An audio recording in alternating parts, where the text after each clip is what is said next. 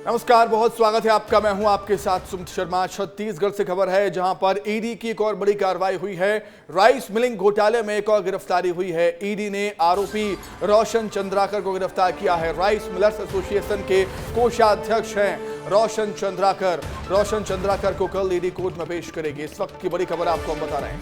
छत्तीसगढ़ में ईडी ने एक और बड़ी कार्रवाई की है और ईडी ने कार्रवाई करते हुए राइस मिलिंग के घोटाले में एक और गिरफ्तारी की। ईडी ने आरोपी रोशन चंद्राकर को हिरासत में लिया, गिरफ्तार किया। राइस मिलर्स एसोसिएशन के कोषाध्यक्ष हैं रोशन चंद्राकर को कल ईडी कोर्ट में पेश करेगी और जाहिर सी बात है रिमांड की मांग की जाएगी ईडी की तरफ से कोर्ट में रोशन चंद्राकर की, ताकि ईडी अच्छे से पूछताछ कर सके, कड़ाई से पूछताछ कर सके, विस्तार से पूछताछ कर सके रोशन चंद्राकर से। छत्तीसगढ़ में ईडी की एक और बड़ी कार्रवाई हमें देखने को मिली है। राइस मिलिंग घोटाले के केस में एक और गिरफ्तारी हुई है। ईडी ने आरोपी रोशन चंद्राकर को गिरफ्तार किया, हिरासत में लिया। राइस मिलर एसोसिएशन के कोषाध्यक्ष हैं रोशन चंद्राकर को कल कोर्ट में पेश किया जाएगा ईडी की तरफ से। और क्या कुछ अपडेट है इस खबर पर, उसे जानने के लिए सीधे हम रायपुर का रुख कर लेंगे। अनमोल तिवारी हमारे साथ जुड़ गए हैं। अनमोल, क्या कुछ और जानकारी है? अनमोल, एक बड़ी लीड हम कह सकते हैं, एक और बड़ी कार्रवाई कह सकते हैं रोशन चंद्राकर की गिरफ्तारी को।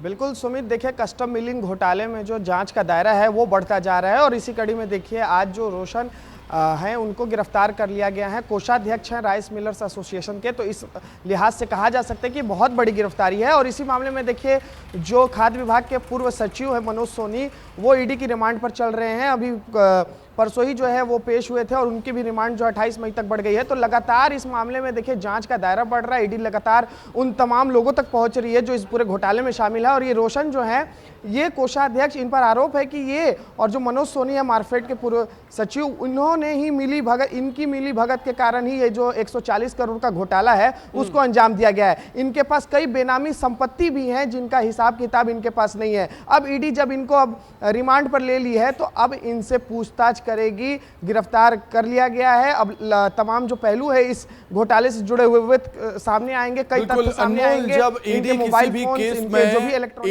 भी केस में किसी एक को गिरफ्तार करती है अनमोल, उसके बाद कोर्ट में पेश किया जाता है, रिमांड ली जाती है। रिमांड पर और कड़ाई से पूछताछ होती है तो परत दर परत मामले में और भी खुलासा होता है। हम कह सकते हैं कि ईडी जब रिमांड पर लेगी, कोर्ट में कड़ाई से पूछताछ होगी रोशन चंद्राकर से, तो और भी कई गिरफ्तारियां और भी कई बड़े खुलासे होने की उम्मीद।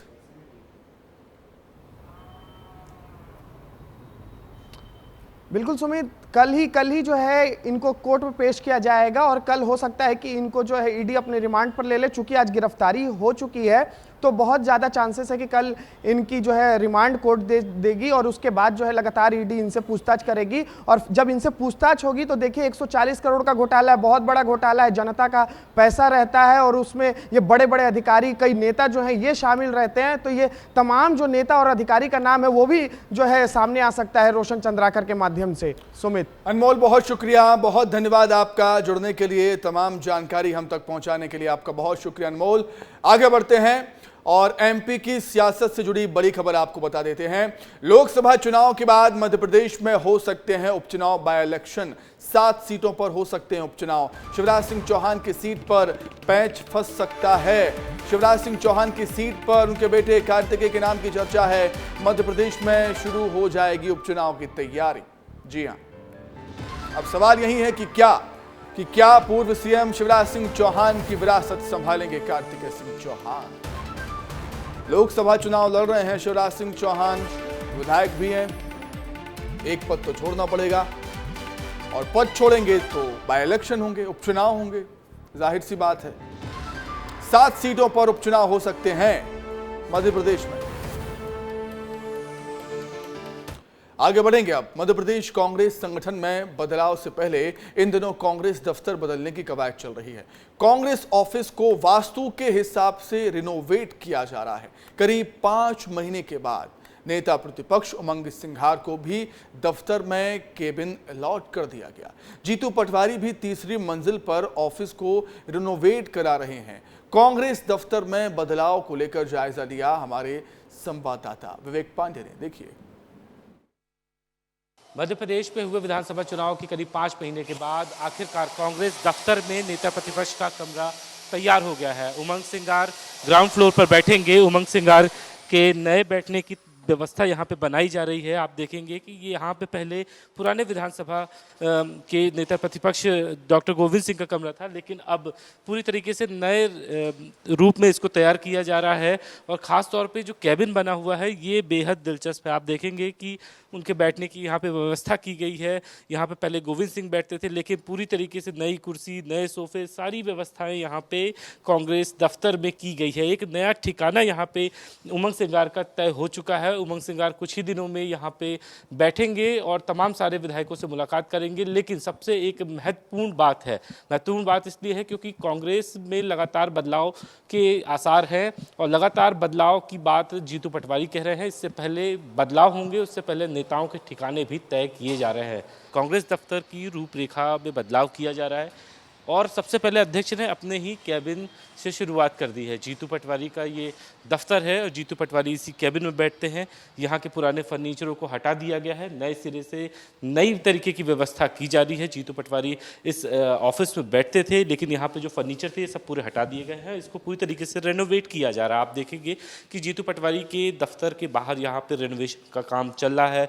कई लोग तो ऐसा मानते हैं कि ये पूरी तरीके से वास्तु दोष को हटाने की कोशिश है कि किसी तरीके से कांग्रेस दफ्तर में नेगेटिविटी ना पैदा हो और इसके अलावा पॉजिटिविटी पैदा की जा सके। लेकिन एक बड़ी बात है कि जीतू पटवारी कह चुके हैं कि कांग्रेस का दोष ये है कि कांग्रेस बीजेपी को ना दे दोष दे, कुछ तो कमियां कांग्रेस में रही होंगी और यही कारण है कि संगठन में बदलाव करने की जरूरत है। और बदलाव से पहले जीतू पटवारी अपने दफ्तर को रेनोवेट कर रहे हैं, जिससे वो पूरी तरीके से सकारात्मक तरीके से यहाँ पर बैठक कर सके और तमाम सारे कार्यकर्ताओं के साथ बातचीत कर सके। कैमरामैन वीरेंद्र के साथ विवेक पांडे, विस्तार न्यूज़, भोपाल।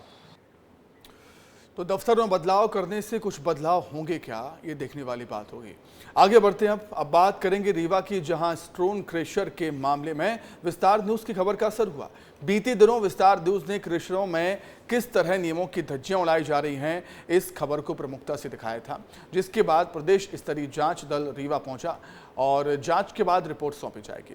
13 स्टोन क्रशर के विरुद्ध याचिका अतुल जैन, बीके माला ने दायर की थी। वहीं विस्तार न्यूज के प्रमुखता से खबर दिखाए जाने के बाद पूरे मामले में अब जांच शुरू हो गई है। लोकसभा चुनाव 2024 के दौरान मध्य प्रदेश में हुए चारों चरणों में वोटिंग परसेंटेज घटा, कम रहा। 9 मंत्रियों के क्षेत्र में कम वोटिंग होने के बाद अब इसे मंत्रियों के रिपोर्ट कार्ड से जोड़कर भी देखा जा रहा है। इन्हीं सब मुद्दों को लेकर विस्तार न्यूज ने खास बातचीत की मध्य प्रदेश शासन के राज्य मंत्री करण सिंह वर्मा से। क्या कुछ कह रहे हैं वो सुनाते हैं आपको। इस समय करण सिंह वर्मा जी हमारे साथ में हैं, राजस्व मंत्री हैं।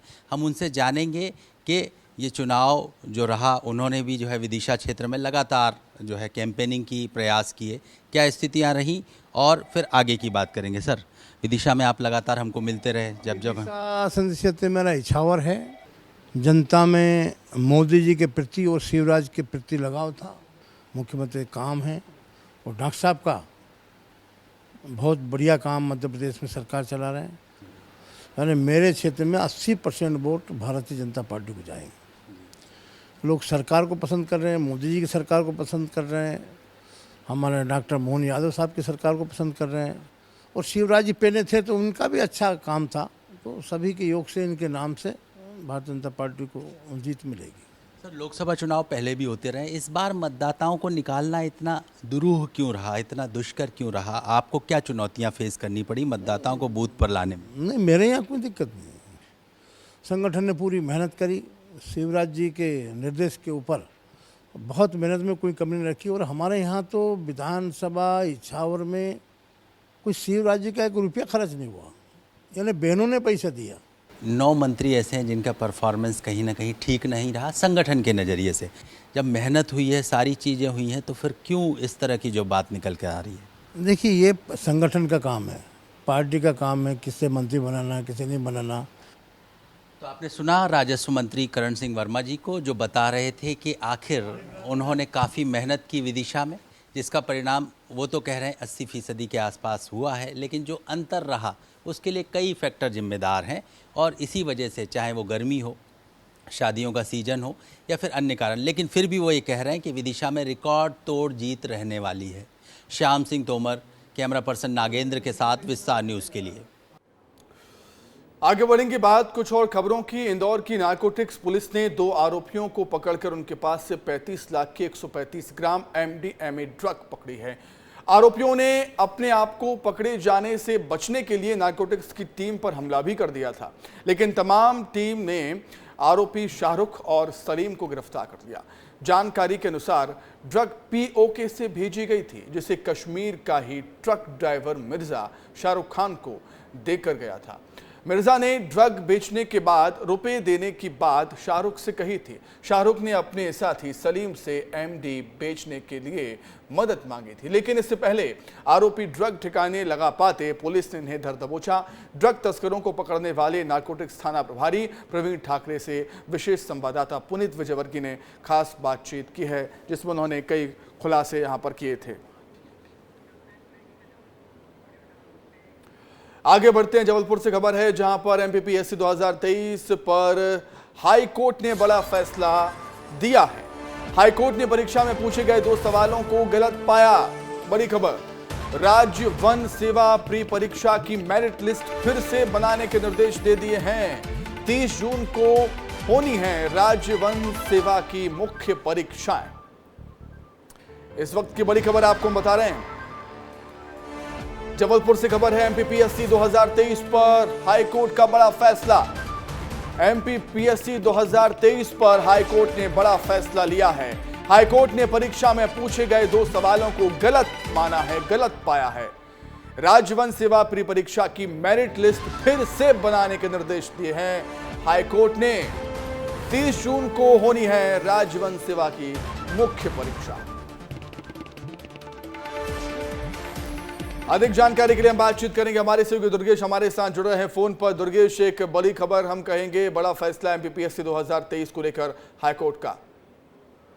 बिल्कुल सुमित, बड़ा फैसला है क्योंकि राज्य वन सेवा परीक्षा का मामला था। MPPSC 2023 का ये मामला है जिसमें परीक्षा हुई थी और जो मेंस परीक्षा होती है उसमें ये सवाल पूछे गए थे। इसमें 2 सवालों के जवाब गलत माने गए थे और इसीलिए कोर्ट ने भी उन सवालों के जो जवाब MPPSC के द्वारा दिए गए थे वो गलत माने गए थे और सही जवाबों के आधार पर अब एक बार फिर से मेरिट लिस्ट बनाने के आदेश हाईकोर्ट ने जारी कर दिए हैं और उसके बाद जो है वो मुख्य परीक्षा लेने की बात कही गई है। तो उम्मीदवारों की तरफ से ये मामला हाईकोर्ट में पहुंचाया गया था, जहां पर सवाल उठाए गए थे कि 2 सवाल ऐसे पूछे जिसमें प्रेस की स्वतंत्रता वाला एक सवाल था और दूसरा कबड्डी संघ से जुड़ा हुआ, मुख्यालय से जुड़ा हुआ एक सवाल था, जिसके जवाब MPPSC ने गलत थे, लेकिन अब जो उम्मीदवार सही लिख कर आए थे। तो इस सवालों के जवाब को लेकर अब हाईकोर्ट ने नया आदेश जारी किया, जिसके मुताबिक अब मेरिट लिस्ट नए सिरे से बनाई जाएगी और उसके बाद ही मुख्य परीक्षा होगी। बिल्कुल, कहीं ना कहीं चुनौती भी बढ़ जाएंगी, अब कहीं ना कहीं चुनौती भी बढ़ जाएंगी दुर्गेश, क्योंकि नई मेरिट लिस्ट, राज्य वन सेवा प्री परीक्षा की मेरिट लिस्ट फिर से बनाने के निर्देश दे दिए गए हाईकोर्ट की तरफ से। अब बिल्कुल देखिए, MPPSC के लिए मुश्किल जरूर बढ़ेगी क्योंकि नए सिरे से आपको मेरिट लिस्ट बनानी होगी। जिन बच्चों ने, जिन अभ्यर्थियों ने उन 2 सवालों का जवाब सही दिया होगा, उनको उस परीक्षा के उतने नंबर जोड़कर और फिर आपको नए सिरे से लिस्ट तैयार करनी होगी। तो निश्चित तौर पर MPPSC के लिए मुश्किल है, लेकिन सही बात यह है कि जो सवाल का जवाब सही है तो है। हाईकोर्ट ने यही बात पूरे मामले पर स्वीकार की है। जबलपुर के वेयर हाउस में सड़ा गेहूं मिलने के बाद प्रशासन ने अब कानूनी कार्रवाई भी शुरू कर दी। 4 अधिकारियों को सस्पेंड करने के बाद प्रशासन की ओर से अब वेयर हाउस संचालक समेत 4 लोगों पर FIR दर्ज कराई है। बता दें कि 14 मई को वर्गीय विधायक नीरज सिंह और तहसीलदार रविंद्र पटेल ने वेयर हाउस का निरीक्षण किया था। इस दौरान 13 में से 2 स्टैक्स की जांच के दौरान ही करोड़ों रुपयों का सड़ा हुआ, घुना हुआ गेहूं मिला है, जिसके बाद ही कार्रवाई की गई। जो राघव वेयर हाउस में जो कार्रवाई चल रही है, राघव वेयर हाउस में चूँकि एक स्टैक में जो है काफ़ी सारा गेहूँ 9 दफ़े क्यों पाया गया है। इस स्टैक को तोड़ने के बाद जो है रेंडमली तोड़ रहे हैं, मतलब जैसे 10 बोरियाँ निकाल रहे हैं, फिर एक साइड से निकाल रहे हैं, दूसरे साइड से निकाल रहे हैं, उसके आधार पर एक आकलन कर रहे हैं कि कितना गेहूँ ख़राब होने की आशंका है उसमें। तो इसके लिए हमारी टीमें काम कर रही हैं। मीनवाइल जो जिम्मेदार कर्मचारी थे और जो जिम्मेदार लोग थे उनके खिलाफ हमने एक FIR भी दर्ज करा दी है और जो कर्मचारी लोग हैं उनके खिलाफ विभागीय कार्रवाई भी चालू कर दी है। वहीं झाबुआ के थांदला में एक व्यापारी के गोदाम में आग लग गई। आग इतनी भयावह थी कि देखते ही देखते पूरे गोदाम को उसने अपनी चपेट में ले लिया और गोदाम में रखा सारा सामान जलकर राख हो गया। जैसे ही लोगों ने आग लगी देखी, फौरन फायर ब्रिगेड को सूचना दी गई। कड़ी मशक्कत के बाद आग पर काबू पा लिया गया है। तो व्यापारी के गोदाम में आग लगी थी, तस्वीरें आपके सामने हैं। आग पर काबू पाया गया। जैसे ही आग लगने की सूचना फायर ब्रिगेड की टीम को दी जाती है, फायर ब्रिगेड की टीम वहां पर मौके पर पहुंचती है। हालांकि गोदाम में आग कैसे लगी ये पता नहीं चल पाया। प्राथमिकता थी कि सबसे पहले आग पर काबू पाया जाए।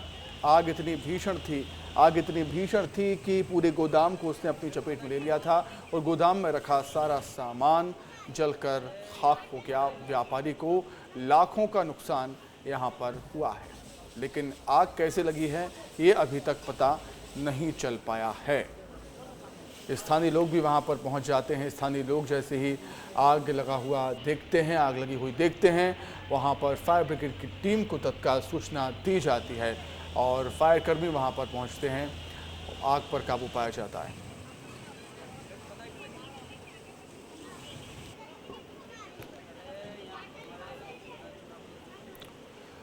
वहीं लोकसभा चुनाव के 5वें और 6वें चरण का चुनाव प्रचार चरम पर है और इस बीच उत्तर पूर्वी दिल्ली से कांग्रेस और इंडिया गठबंधन के प्रत्याशी कन्हैया कुमार ने प्रधानमंत्री मोदी पर तंज कसा। उन्होंने कहा कि पीएम ने पिछले 10 साल में क्या किया, सवाल पूछा है।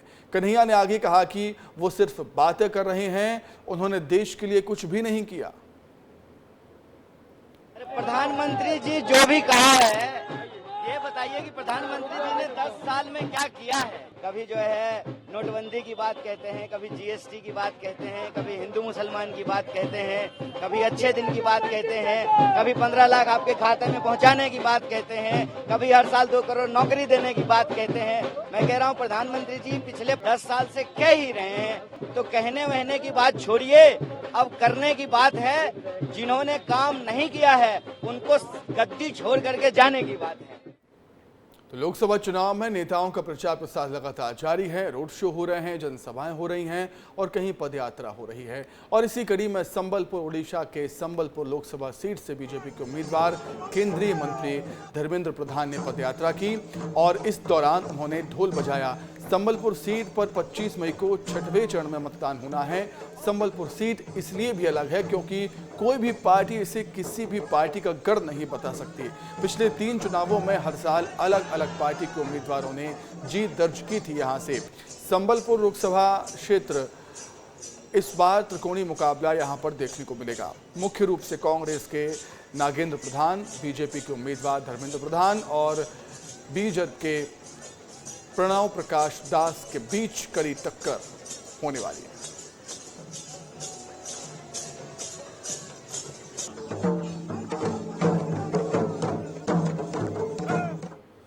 बुरहानपुर में आदिवासियों का हरा सोना यानी तेंदुपत्ता के संग्रहण का काम शुरू हो गया है, जिसके चलते वन विभाग के नाकेदार ने आदिवासी महिला के पैर धुलवाए और पैरों में चप्पल पहनाकर उनका स्वागत किया।